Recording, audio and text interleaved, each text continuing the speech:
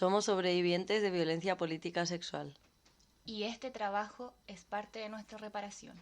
Lo hacemos colectivo porque no somos las únicas y no estamos solas. Como también sabemos que cada experiencia es única. Cada sanación es propia. Huellas sonoras, memorias populares.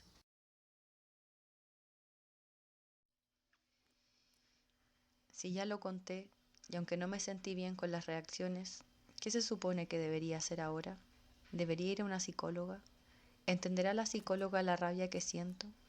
¿Cómo le explico las imágenes que me invaden mi mente a cada rato, sobre todo cuando salgo a la calle, al metro? Hay algo que me hace no pedir ayuda.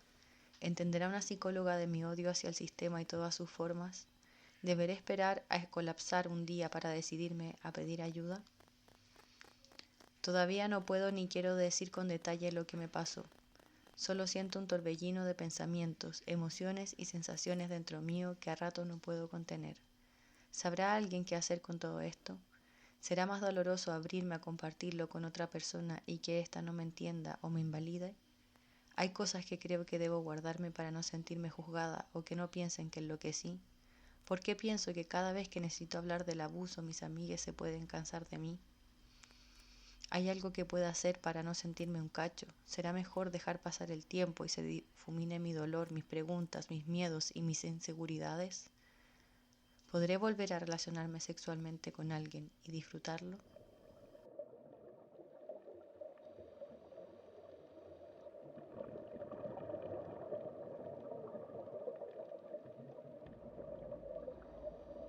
Me dejo remecer, mecer, una y otra vez, en esta sensación que parece infinita, larga.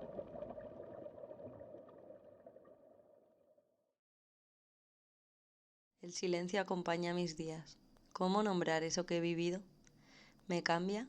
¿Nos cambia a mí y a mis vínculos? ¿Habrán palabras para nombrarme? Es como si las definiciones no alcanzaran.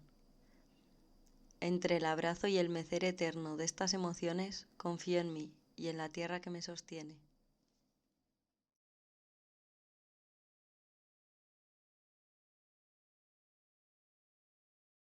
Bueno, yo me llamo Natalia. Partí desde una formación académica, bueno, estudié Derecho, soy abogada, en términos como de defensa o de asesoramiento, pero también, claro, o sea, feminista y también con práctica chamánica, entonces una perspectiva terapéutica. Ese fue como el acercamiento de a poco que fui teniendo con los acompañamientos a compañeras por violencia sexual. Bueno, yo soy Mafe Barrera Mancilla, soy psicoterapeuta feminista en Casas Mundanas, trabajo también en la Escuela Autónoma de Casas Mundanas, formando terapeutas, y además soy activista lesbiana feminista en la radio Humedales. Bueno, eso. Vivo en Santiago, vivo en comunidad lesbiana, vivimos hace 5 años en comunidad, y, y trabajamos todo el tiempo en el sentido de cruzar precisamente la terapia, cruzar lo terapéutico con una mirada política, pero no cualquier política, una política feminista, ¿no? Porque tiene que ver con nuestros cuerpos, tiene que ver con nuestra genealogía, y porque tiene que ver con la violencia que acompañamos a sanar, que, como dice la compañera, claro, en el momento en que nosotras enunciamos nuestro proyecto terapéutico como feminista, empezamos a recibir principalmente casos de violencia y de violencia sexual, muchísimos también, ¿no? Sobre qué es el abuso sexual. Y bueno, el abuso sexual es un continuo de la violencia misógina patriarcal. Es una estrategia de control, es una estrategia de dominio de los cuerpos de las mujeres y también hacia otros cuerpos no hegemónicos, en definitiva, cuerpos que no se comprenden como el sujeto hegemónico. Y principalmente aplicada, históricamente aplicada en contra de las mujeres y en contra de las niñas, En todos los periodos históricos del patriarcado podemos encontrar narrativas, montajes, empresas de cacería en contra de las mujeres y de las niñas. Siento que una de las cuestiones más heavy que hace el abuso y la violencia sexual es que te genera una aversión con el goce, te genera una aversión con el placer, te, te, te hace sentir que el placer y el goce es un lugar peligroso, es un lugar que te va a exponer, que en algún lugar y en algún momento va a llegar un castigo. Entonces se asocia placer con violencia. Cuando hablábamos de cuál es el daño que tan fuertemente hace la violencia sexual, y me vino como esto de que te altera la percepción, precisamente tiene que ver con esa percepción, de que transforma placer en violencia.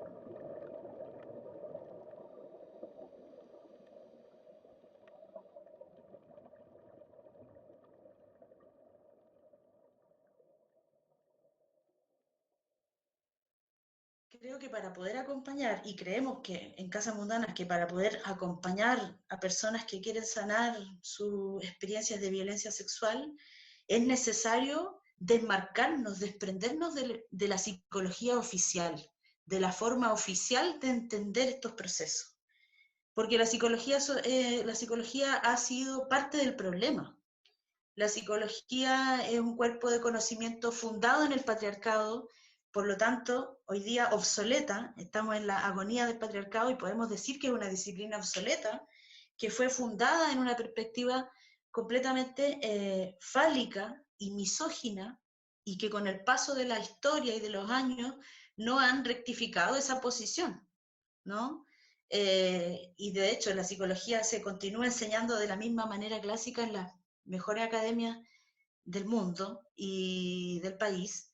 Y entonces es necesario dar un paso al lado de el psicologicismo que hay para abordar el abuso sexual, ¿no? Las explicaciones de atribución interna, las explicaciones que tienen que ver con el psicologicismo más que leer la respuesta, leer en el síntoma una respuesta, una reacción, una resistencia a la violencia.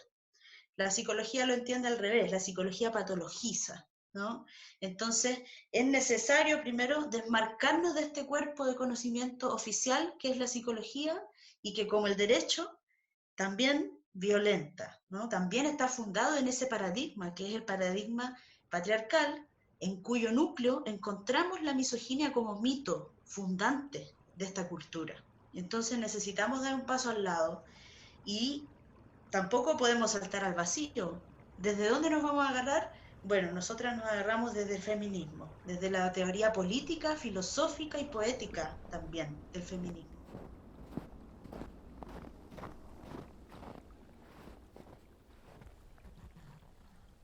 Muchas y quizás casi todas alguna vez hemos sufrido en algún grado violencia sexual, ¿no? Entonces la terapeuta tampoco está ajena y la abogada tampoco está ajena, ¿no? Es parte también de nuestra historia. Hay una genealogía de la sobrevivencia al abuso sexual probablemente en nuestras comunidades, en nuestras familias. Entonces también la terapeuta no está aparte. En lo personal yo me sitúo como sobreviviente también, no solo como terapeuta. Acompaño desde ahí, ¿no? Tiene que ver con mi historia, no solamente es algo que yo he aprendido, sino que tiene que ver con un proceso que yo también he ido sanando conmigo misma. Ese acompañamiento tiene que ser integral de alguna manera, no puedes, desde mi perspectiva o cómo me ha ido haciendo sentido, no tan solo en el acompañar, sino que también en los procesos que he ido realizando yo misma con mi propia historia. Muchas veces pasa que cuando solamente se aborda el componente, bueno, a mí me pasa en los acompañamientos legales que si yo veo una situación de abuso sexual de una manera aislada a un acompañamiento psicoespiritual corporal, y muy importantemente corporal, los procesos legales son tremendamente violentos. Entonces, aunque una quiera darle una perspectiva feminista, e incluso desde una perspectiva muy racional y teórica, en términos corporales y psicoespirituales, las mujeres se ven violentadas o las compañeras violentadas y violentadas igualmente por la institución y muchas veces también entre nosotras mismas porque el aparataje de la violencia es tan sistémico y está tan retroalimentado por las instituciones que hace que en el fondo sea como no sé, una lavadora, así yo lo veo mucho acompañando en tribunales. Entonces, cuando una compañera ha podido tener un espacio-tiempo, por ejemplo, previo, y muy necesariamente previo, por ejemplo, en las instancias legales, en donde ha podido decantar su historia, estar con alguien de confianza, en un espacio seguro, con una red de apoyo, con algún proceso que le haya permitido hacer crisis con lo que le pasó antes de llegar a una instancia legal, si es que no se dan esos contextos, generalmente es como ir a violentarnos nuevamente las instancias gubernamentales, institucionales que ofrece Cernamej o que ofrece en general el Estado. El proceso en cada, a ver, es único y es particular de acuerdo a lo que vaya tejiendo cada sobreviviente con su terapeuta, ¿no? Ese proceso es único. No diríamos que hay una forma estandarizada para acompañar, porque cada herida también tiene sus particularidades y cada historia, sus relatos, sus narrativas para poder trabajar luego en descolonizarnos de ellas. Pero cada caso es particular. Ahora, si tú me dices algunos lineamientos como generales, yo te diría que acompaño principalmente apuntando a recuperar la autonomía del cuerpo sexuado, que es el cuerpo que fue atacado, ¿no?, en su dimensión sexual. Trabajamos por recuperar la autonomía. El horizonte terapéutico es autonomía. ¿Cómo trabajamos con la autonomía? Bueno, ahí, como les decía, depende de cada caso, de cada historia, pero tiene mucho que ver también con la recuperación de la palabra. Tiene mucho que ver con descolonizarnos de la narrativa del abusador, salirnos del relato del abusador y salirnos del relato del abuso, que es lo que dice Natalia también. Hay una forma de entender cómo vivir y cómo sobrevivir y cómo sufrir estos procesos, y nuestra apuesta es avanzar en descolonizarnos de esas narrativas y encontrar otras narrativas más libres, que tengan más que ver con nosotras y que van a ser particulares de acuerdo a cada sobreviviente. Vamos descolonizando las narrativas, entonces vamos encontrando un lugar más libre para nombrarnos, para nombrar lo que nos pasó, para nombrar nuestro poder y lo que hicimos para sobrevivir, y vamos también avanzando hacia reconstruir un sentido de justicia, porque la violencia sexual, como es una violencia política, como toda violencia política, para poder repararse necesita justicia, ¿no? El problema es que la justicia en los tribunales del patriarcado es tremendamente desfavorable para la mayoría de nosotras. Es generalmente un proceso violento y de revictimización. Y entonces en la terapia, como queremos plantear la autonomía, también promovemos la creación de un sentido propio de justicia, que tenga que ver contigo, que tenga que ver con tu historia, que tenga que ver con tus recursos, con tus redes, que tenga que ver con lo que a ti te hace sentido del mundo, que tenga que ver con tu forma de nombrar el mundo, ¿no? Por fuera de los tribunales del patriarcado, donde no tenemos nada garantizado, y de todas maneras, si alguna quiere ir, vamos, la acompañamos, ¿no? Pero en paralelo siempre apuntando a la construcción de un sentido propio de justicia. Porque si descansamos en los tribunales del patriarcado, la verdad que está difícil.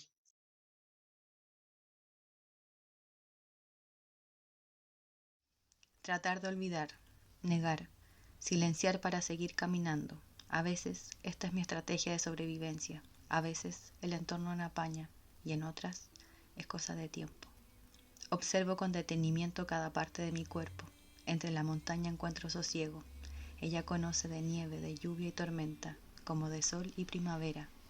Decido susurrar este sentir al suelo que me acompaña, esta sensación primitiva que no tiene teoría, y así encauzar la desazón. Busco en el centro de la tierra, obsidiana, cuarzo rosa, jade y un sinfín de compañeras que hablan en otras lenguas y en profundidades oníricas.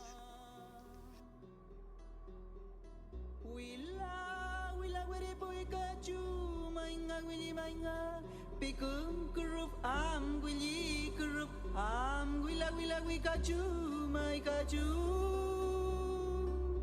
ngulu kurup mai nganganyi mai ngangenga makod makod terpuing kura mai ngakura ma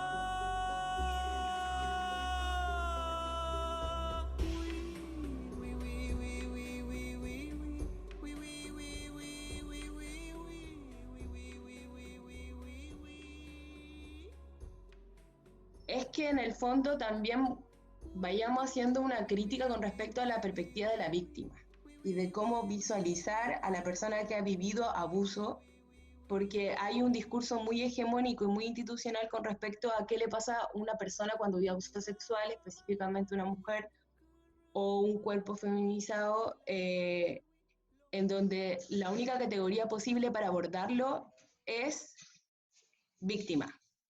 Como que el abuso sexual fuera algo que jamás en tu vida te fueras a sacar de encima, como una marca que quedara de por vida y que jamás nunca vas a poder y siempre vas a tenerlo ahí, y es como muy el discurso que hemos tenido desde chiquita, un día algo le pasó y siempre cambió y así y nunca más se recuperó, y en el fondo también porque hay una lealtad a una manera de vivir el abuso, que es la que nos le enseñó, que es la del sufrimiento, que es la de padezco y no me ajusticio, o sea, también, no sé, es como la víctima sufre, no tiene como esto de la rabia o lo de ajusticiarse, sino que más bien lo de la pena y lo de morir en la pena y no hacer nada con eso.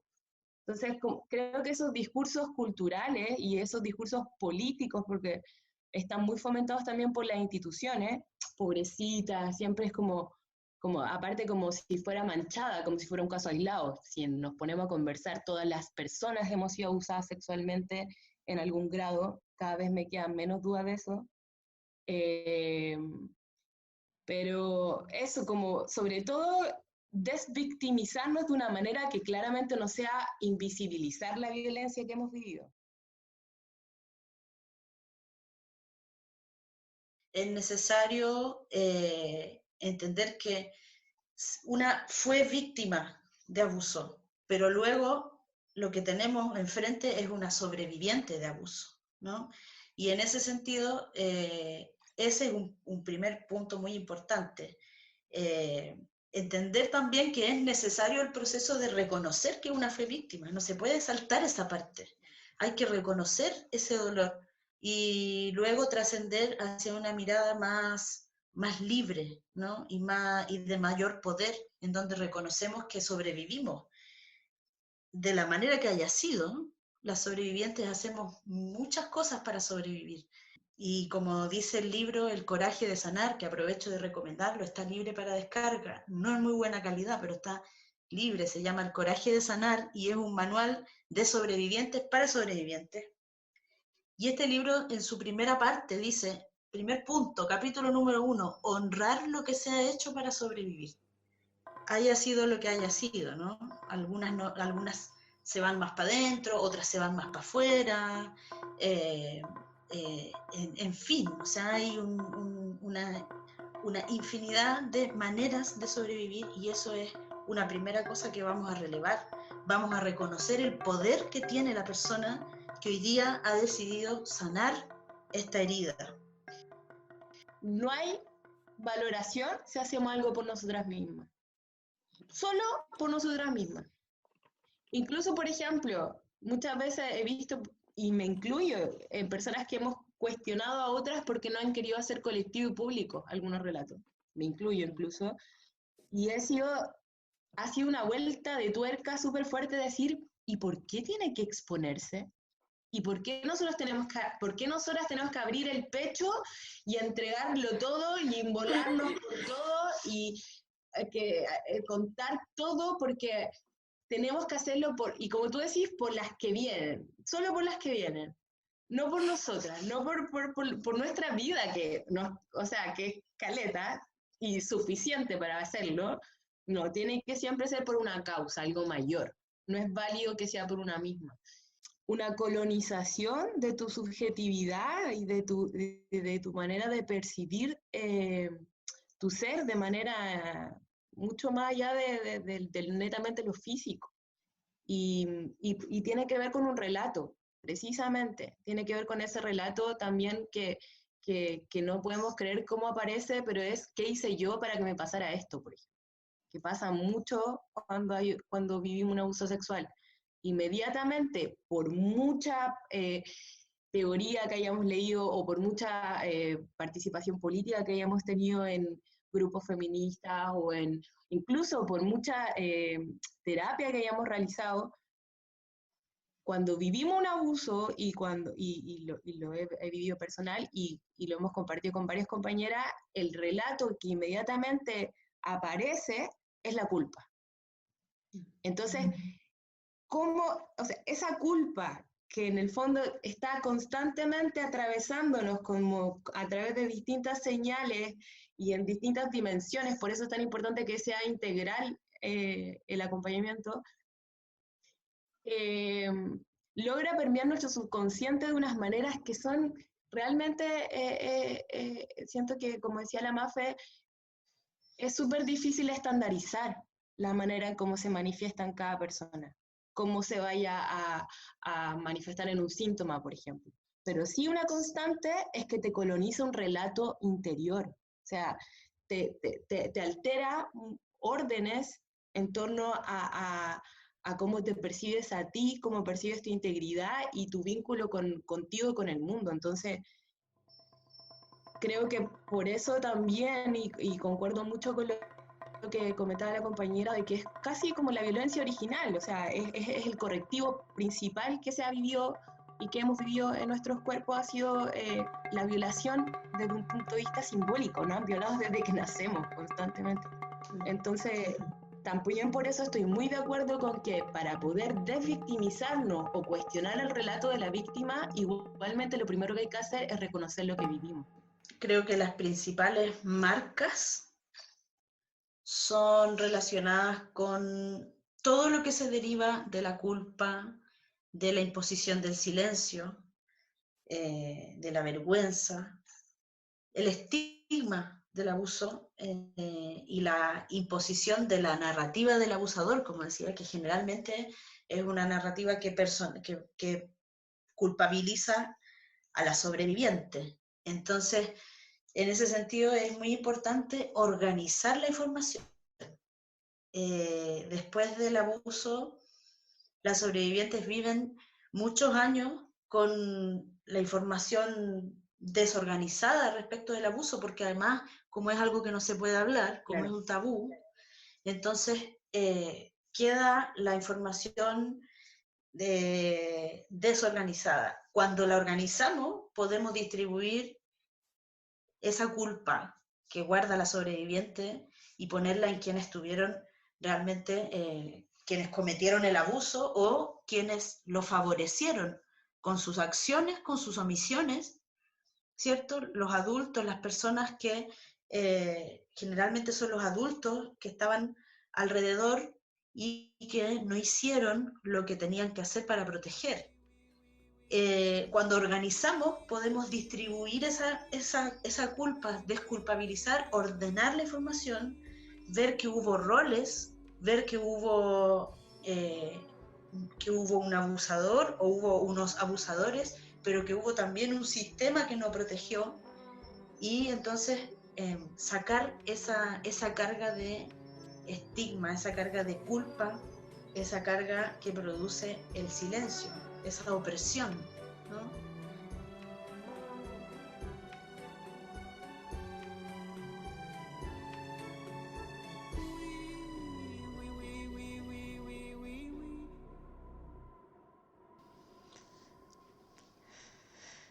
Ritmo lento. La palabra llega tarde. ¿Sabrá llegar? ¿Sabré llegar? El sentir se airea entre las posibilidades que soy. Paciencia con una misma. No sobreexigencia. Ternura. Sensibilidad. Desaprender. Doloroso, placentero y liberador.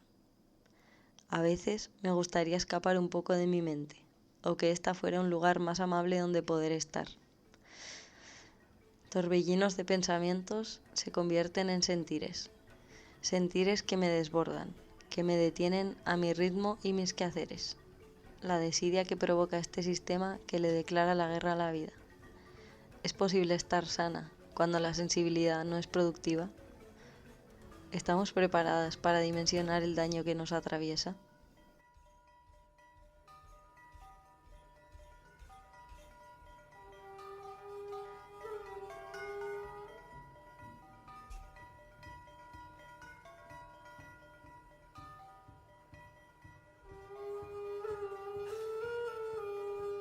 Muchas veces está sobrevalorado el reaccionar y hay veces que no has podido reaccionar nomás.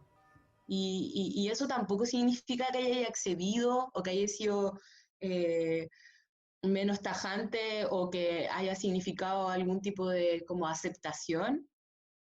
No sé, creo que una de las grandes cosas que nosotras nos tenemos que curar entre nosotras es la sobreexigencia. Somos completamente muy sobreexigidas y nos hemos sobreexigido, incluso hasta en la curación, nos tenemos que curar. Maldición, tal vez no será en esta vida por completo, pero vamos para allá y lo estamos haciendo y nos estamos juntando y nos estamos encontrando y no hay estándares ni hay un cómo hacer. También me hace mucho sentido esto de que la reparación la tenemos que construir. La reparación no es una sentencia en un tribunal. Y eso, por ejemplo, me ha servido mucho decirlo así, comenzando un acompañamiento legal. En el tribunal no hay curación, en el tribunal no hay reparación, en el tribunal no hay justicia. Yo invito a hacer un plan de justicia, ¿no?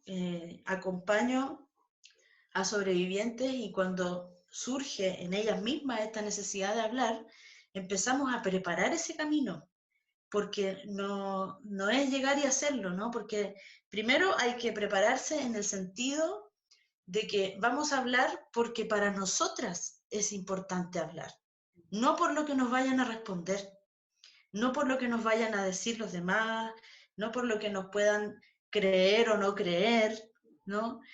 Para mí es importante hablar, porque para mí es importante decir lo que he tenido en silencio durante todos estos años.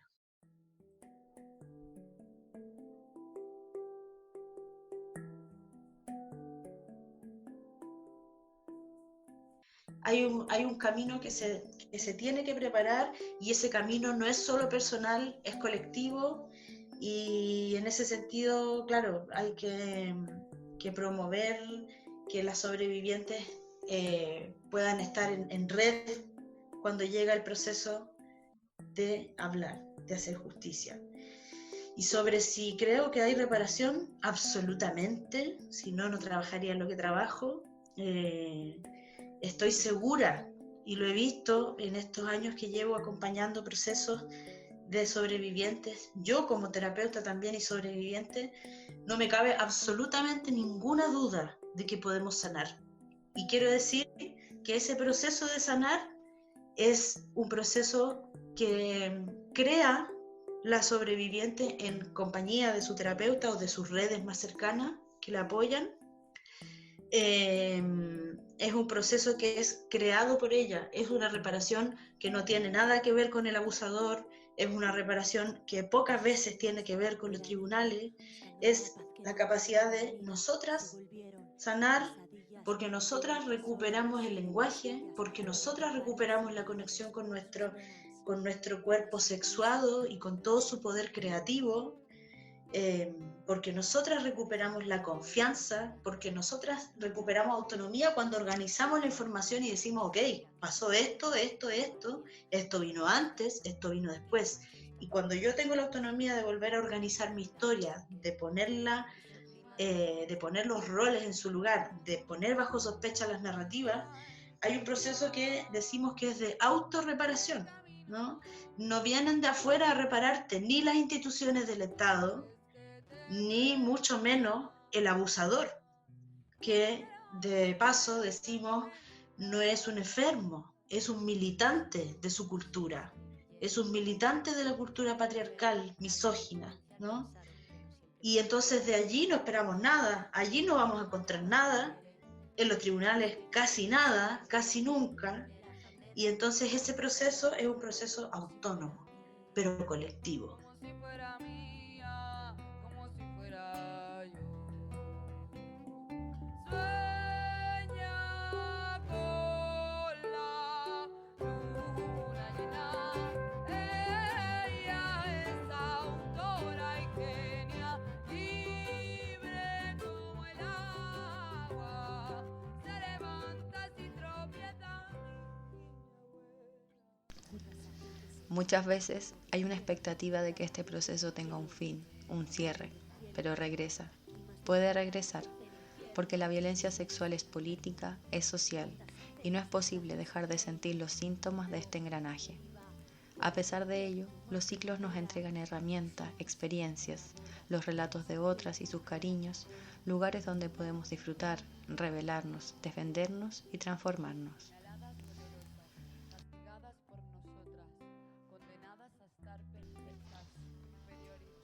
Si alguien cercano sobrevivió a un abuso sexual, agradécele, porque confío en ti para contártelo.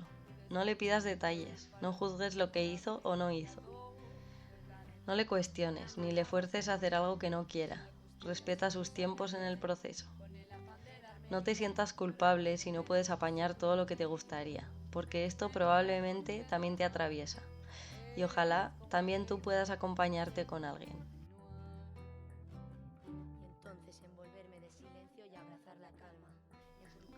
La violencia siempre es emocional.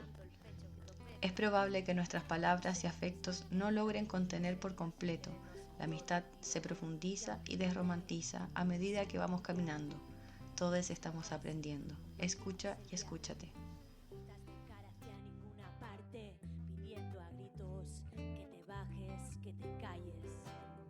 ¿Cómo cuesta encontrar, díselo Nadia, el camino que andar?